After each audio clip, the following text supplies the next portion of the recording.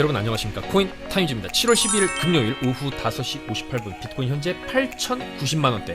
일본 관점에서 많이 하락한 이 구간에서 여전히 약간의 이제 횡보세를 보여주고 있지만 결과적으로 이 바닥에서 터진 거래량에 의해서 한번 반등은 쭉 나올 수 있다. 여전히 그렇게 보고 있고, 이번 주에 조금 지지부진한다라고 해도 아마 시간을 어느 정도 좀 끌다가 여기서도 이제 약반등 해주고 좀 시간을 끌다가 이런 식의 반등이 나왔듯이 여기 부근에서도 결과적으로 이 고점을 어쨌거나 좀 낮춰가는 흐름이고 저점도 낮추는 흐름 안에서 1차적으로 반등이 나온다라고 했을 때 이 채널 상단까지의 반등, 이런 식의 패턴을 일단 예측을 해볼 수 있겠습니다. 그 다음에 좀 눌렸다가 조금 더 간다라고 한다면 이런 식으로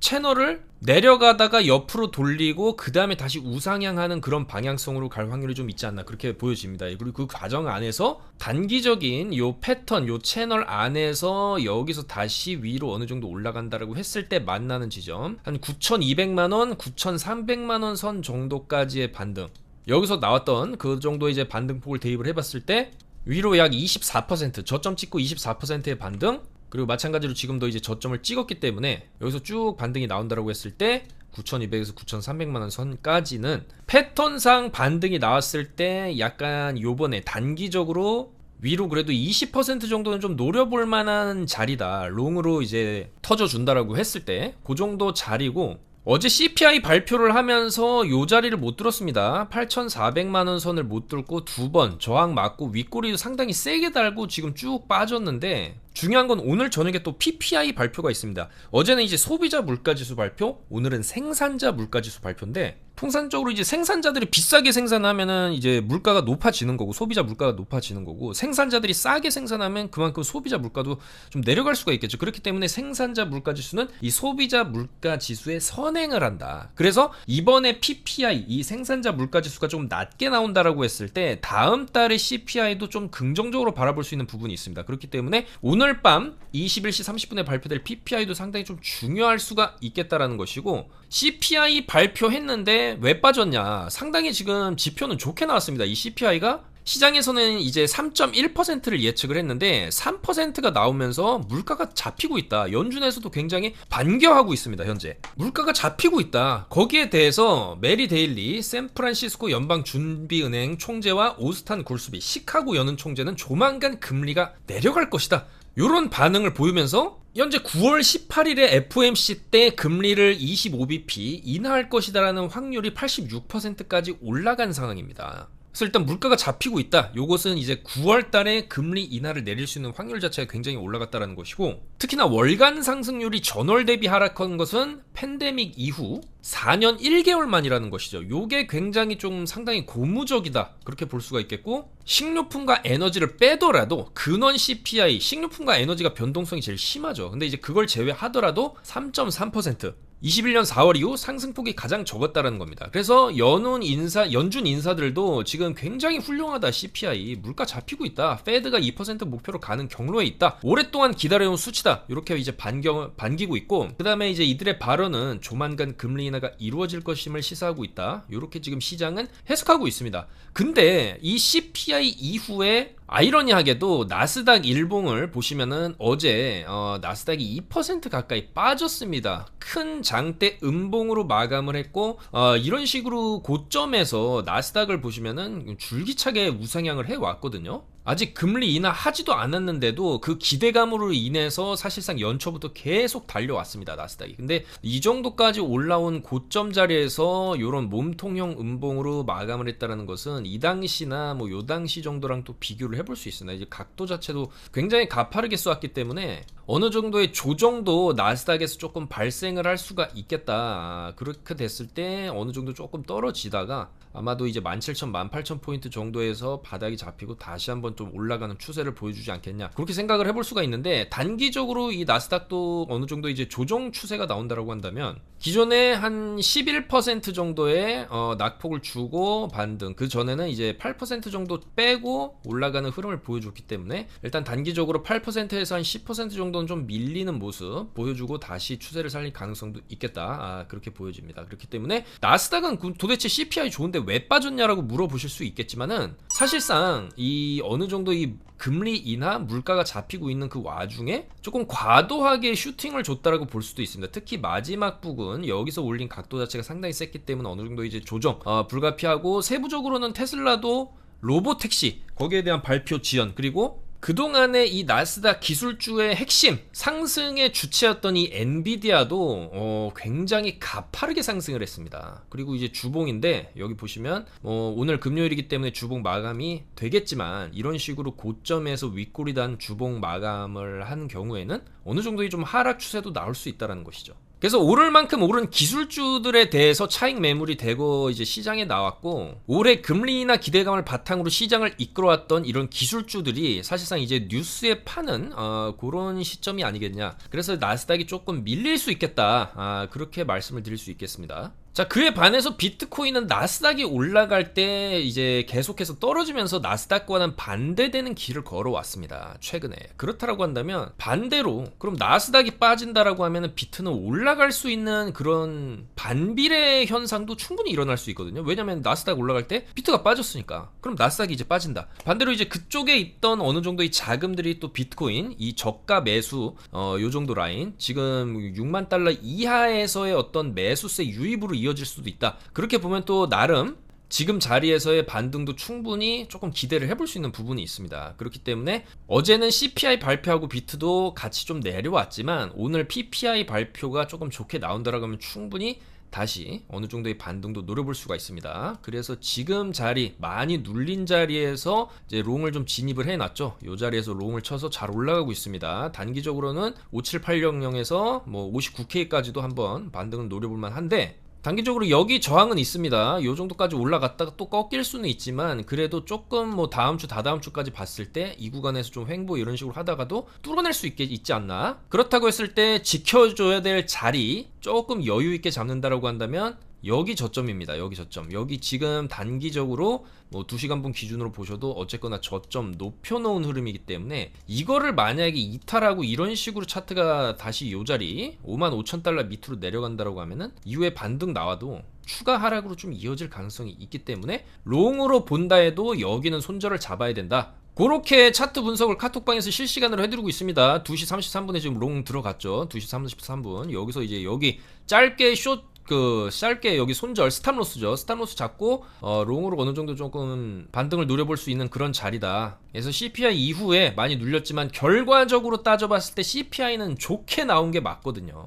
그러면 지금 나온 이 CPI 이후에 나온 이 하락이 단기 하락이 페이크일 수도 있다는 것이죠. 여기서 이제 탄 고배 롱을 한번 정리하고 그 다음에 이제 진성 롱이 터질 수 있다고 보기 때문에 그 진성 롱이 터지는 범위, 아까 업비트로도 말씀드렸지만 달러 차트로 다시 보시게 되면 여기서 저점 찍고 나서 27% 정도 올려줬던 자리, 마찬가지로 저점을 낮추긴 했지만 비슷한 수준의 반등이 나온다라고 했을 때 68,000달러 정도, 68K 정도까지는 맥시멈으로 한번 올려치는 이런 흐름도 좀 기대를 해볼 수가 있겠다는 것이죠. 그리고 특히나 이 거래량, 바닥을 찍었을 때 터진 이 거래량 이후에 이렇게 올라갔던 점, 그래서 이 거래량이 하나의 손바뀐 물량, 그러니까 독일 정부가 예를 들어서 비트코인을 지금 현재 많이 매도를 했다라고 시장이 지금 해석을 하고 있죠. 실제 온체인 데이터도 그렇게 나오고 있고, 그래서 이제 독일 정부가 지금은 비트코인 매각이 거의 끝나간다, 5,000비트 정도밖에 이제 안 남았다라는 게 온체인상에 이제 나타나고 있습니다. 보시면 4,925개 가버먼트 오브 절머니, 여기서 이제 5,000개도 안 되는 물량, 그러면은 이제 현지 가격 대입해보면 3,900억 4,000억 정도 들고 있다, 그렇게 볼 수가 있겠습니다. 나중에 비트코인 가격이 10만 달러 이렇게 넘어가게 되면은 좀 땅을 치고 후회할 수가 있겠지만은 아마도 이제 독일 정부도 마운트곡스 물량이 나온다, 거기에 쫄아서 비트코인을 조금 던지지 않았나, 그렇게 생각을 해볼 수가 있겠습니다. 그렇지만 그것은 사실 좀 단기적인 악재일 뿐이고 결과적으로 이 반감기 사이클 그리고 금리 인하 사이클, 거시적인 경제 사이클과 비트코인이 현재 화폐가 제 기능을 하지 못하는 그런 국가들에게는 거의 구세주, 구원투수로 등장해서 엘살바도르의 케이스만 보셔도 굉장히 성공적인 이제 투자 사례로 지금 나오고 있거든요. 그 성과 자체가 마이크로 스트래티지도 마찬가지고 결국에는 올라간다라는 건데, 뭐 독일 정부 쪽에서도 이걸 팔아서 뭐 정치 자금을 좀 마련해야 한다든지 뭐 여러 가지 이제 정책을 추진함에 있어서 그 비용이 필요해서 매각을 했을 수도 있겠지만 결과적으로 이제 다 팔았다. 독일 쪽의 매도는 거의 좀 끝나가는 모습이 보인다라는 거죠. 그래서 이런 여러 가지 악재들, 뭐 독일 정부뿐만이 아니라 미국 정부도 뭐 이제 백테스팅을 통해서 여러 가지 물량 이동을 하는 점, 그 다음에 마운트 곡스에 대한 어떤 악재 그런 걸로 통해서 비트가 사실 이제 많이 내려왔다. 나스닥이 올라가는 와중에도 많이 빠졌다라는 것이죠. 그렇지만 이성적인 투자자들은 비이성적 공포가 만들어낸 흥미로운 기회라고 생각하는 것이 합리적이다. 현재는 뭐 비트코인도 그렇고 알트코인은 굉장히 더 많이 빠진 상황이죠. 근데 이렇게 많이 빠진 상황이 조금 과장된 부분이 좀 있다. 그렇게 시장에서 좀 해석도 하고 있습니다. 그렇기 때문에 이런 부분들, 일단은 독일 정부도 거의 이제 물량이 안 남았다. 이런 부분은 일단 호재로 볼 수가 있겠죠. 자, 그리고 7월 27일 미국 테네시주 내슈빌에서 비트코인 2024 컨퍼런스가 대대적으로 열립니다. 근데 여기에 11월 미국 대선에 강력한 공화당 후보 도널드 트럼프 대통령도 여기에 참여를 해가지고 현재 이제 자칭 암호화폐 대통령으로서 이제 비트코인 쪽 암호화폐 시장을 굉장히 많이 지지를 하고 있는 그런 상황인데, 여기서 트럼프 대통령이 나와서 30분간 연설을 할 예정이다. 요렇게 지금 뉴스가 나왔습니다. 트럼프가 또 굉장히 자극적인 정책들, 자극적인 언행, 화끈함 요런 게 있기 때문에 요번 컨퍼런스에서 또 상당히 연설을 한다라고 했을 때 이게 시장의 어떤 호재로 작용할 가능성도 충분히 있다고 보여지거든요. 차기 대통령 후보고 현재 바이든보다도 지지율이 어느 정도 올라간 상황이기 때문에, 그리고 특히나 이제 트럼프가 11월에 당선이 된다? 요러면은 요것도 굉장히 강력한 또 롱의 재료가 될 수 있다. 그렇게 보여집니다. 그래서 단기적으로 이제 비트코인이 지금 가격은 떨어진 상황이지만 조금 시야를 넓게 보고 9월 금리 인하에 이어서 11월 미국 대선, 그리고 이더리움 ETF까지 여전히 시장에는 호재가 남아있다는 관점을 봤을 때 충분히 지금 자리에서도 반등은 나올 수 있는 그런 모습이지 않나, 그렇게 생각을 해볼 수가 있겠습니다. 그리고 지금 7월 이제 중반부로 접어 들어가고 있는데 굉장히 중요한 게 7월 월봉의 마감 형태가 굉장히 중요할 수가 있겠습니다. 지금 7월 월봉이 아직은 몸통이 조금 더 두껍지만 만약에 이때와 같은 형태로 아래 꼬리를 3분의 2 정도 이상 말아 올려준다라고 한다면, 그러니까 지금 몸통의 절반 이상으로 좀 말아 올려주는 자리, 그러니까 6만 달러 정도로 회복을 해주게 되면은 결과적으로 이 월봉의 형태가 아래 꼬리를 달면서 요 당시랑 비슷한 형태로 말아 올리면서 끝났을 때 그 다음에 양봉 출현하고 8월에 양봉 어느 정도 만들어주고 9월에 금리 인하하면서 한번 쏴주고 트럼프 지지율 올라가면서 11월 미국 대선에 대한 기대감으로 인해서 올라가고 트럼프 당선되고 나면서 연말 랠리까지 슈팅 나오는 이런 형태의 월봉 추세로 갈 가능성도 있거든요. 요 당시처럼. 여기서도 한번 눌리고 결국에는 월봉상으로 아래꼬리 마감해준 다음에 4개월에서 5개월, 여기까지 보면 5개월간 상승 랠리가 어느 정도 좀 나와주었다라는 점을 봤을 때 마찬가지로 여기서도 한번 눌러주고 연말까지 쭉 한번 랠리를 해주는 그런 그림도 좀 기대를 해볼 수가 있겠죠. 그래서 7월 월봉이 좀 어느 정도 아래꼬리를 좀 달아주는 게 앞으로 8, 9, 10, 11월까지 상승 추세로 갈 수 있는 그 변곡점이 되는 달이 7월이 될 수가 있지 않나, 그렇게 생각을 해볼 수가 있겠습니다. 그래서 남은 이 7월 이 기간 동안에 이더리움 ETF가 일단은 단기적인 지표가 있고 또 7월 말일에 FOMC가 잡혀 있어요. 이번 FOMC에서는 금리를 동결할 가능성이 굉장히 높고 그 다음 FOMC 때 금리를 내릴 가능성이 지금 높아진 상황이지만 조금 기습적으로 7월 말에 갑자기 또 금리를 내리게 된다고 한다면 상당한 또 반등도 터질 수 있습니다. 그 근거가 될 수 있는 게 바로 오늘 저녁 발표될 PPI가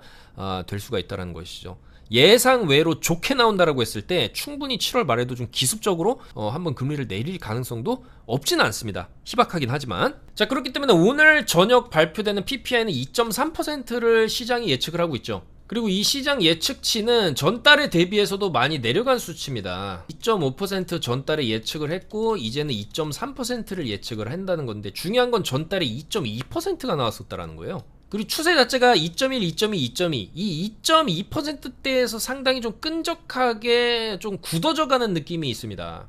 그래서 아마도 이번 달에도 2.2 정도가 나오지 않을까, 저는 그렇게 예측을 해볼 수가 있겠고, 여전히 2.2가 나온다라고 했을 때 2.3보다도 낮은 수치입니다. 그러면 어쨌든 시장은 이거를 조금 호재로 받아들일 수가 있다라는 것이죠. 그리고 만약에 2.1이 나온다라고 한다거나 2.0이 나온다라고 했을 때 이거는 상당히 강한 또 롱 반등의 또 근거가 될 수 있다.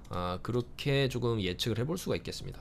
그래서 일단 2.2보다 조금 높지만 않아도 상당한 호재라고 볼 수 있는데, 최근에 이 CPI, 특히 어제 발표한 CPI가 상당히 좀 좋게 나왔기 때문에, 예측치보다도 낮게 나왔기 때문에 오늘 PPI도 예측치보다 좀 낮게 나오지 않을까, 그렇게 조금 추측을 해볼 수도 있겠죠. 그렇기 때문에 오늘 지표도 상당히 좀 중요할 수 있다. 어제는 CPI 발표하고 나서 물론 올랐습니다. 여기서 쏴주고 여기 고점까지 뚫어주고 내려온 거예요. 그럼 오늘은 그와 반대되는 움직임. 어제는 발표 전에 미리 막 이렇게 올려놨었죠. 근데 오늘은 이제 발표 전에 이제 내려놨다라고 하면은 발표하면서 충분히 위로 한번 쏴줄 수 있는 가능성도 있기 때문에 여기 손절 잡고 상방으로 한번 배팅 해볼 만한 자리다.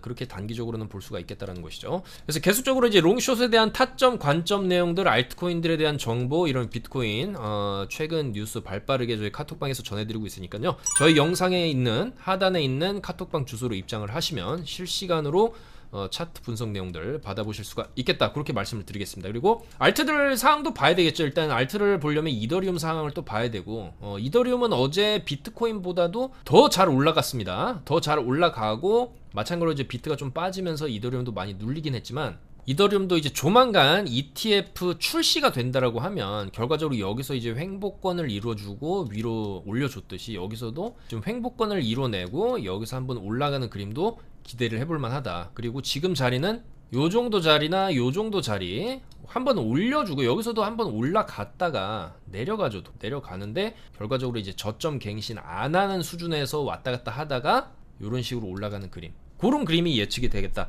그리고 요렇게 위로 이제 이더리움이 쏘는 구간에서 알트들도 대규모 반등이 충분히 좀 나올 수 있다고 보여지고요.